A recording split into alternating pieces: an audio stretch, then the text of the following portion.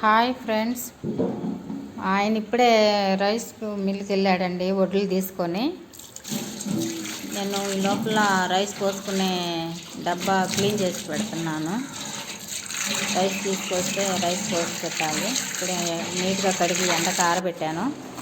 మా ఆయన రైస్ తీసుకొచ్చేసాడు. వడ్లు మిల్లు ఆడించుకొని బియ్యం నీట్గా బాగా ఆడించుకొని తీసుకొచ్చాడు. బాగున్నాయి. డబ్బాలో పోస్తున్నాము. ఎక్కువైపోతున్నాయి. ఇంట్లో నిల్వ ఉంచుకుంటాము. నిండుగా మా పొలంలో పండిన వడ్లేనండి ఇవి.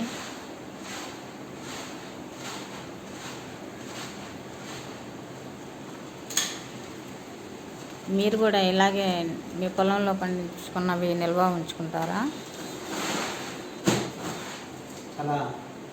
చూడండి, మాకు 2-3 నెలలు దాకా వస్తాయండి. 3 నెలలు ఈజీగా వస్తాయి మాకు. చాలు నిండగా పోస్తాం. మళ్ళీ మూత 50 కిలోలు తీసుకొచ్చారు. పెట్టలేం కదా, వెయిట్ ఎక్కువ కదా. చెవులు దిగిపోయి పట్టుకుంటే మన చేతి దిగిపోతుందా.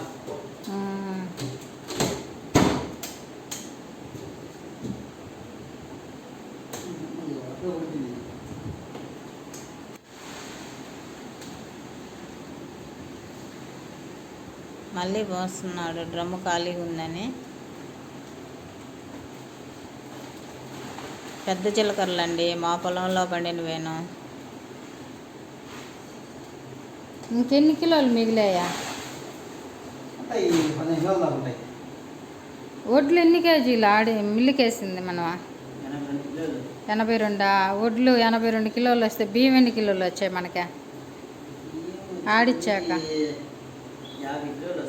50 కాటా పెట్టుకోరాలా?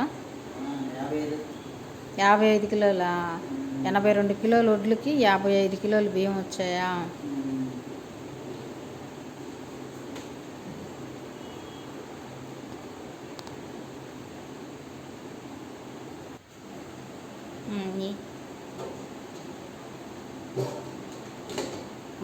భద్రంగా పెట్టేయాల. మా పొలంలో పండించుకున్న వడ్లు ఇవి. బియ్యం మేము ధాన్యం నిల్వ ఉంచుకుంటాము. ఇవే రైస్గా మేము వాడుకుంటాము.